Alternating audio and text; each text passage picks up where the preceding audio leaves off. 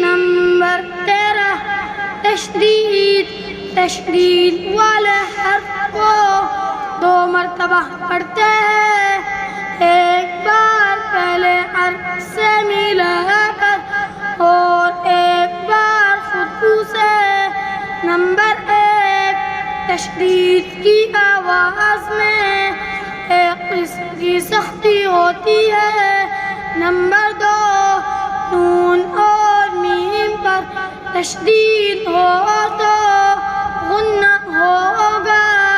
Number 3 ناک میں تھوڑی دیر آواز کو روکنا غنہ کہلاتا ہے۔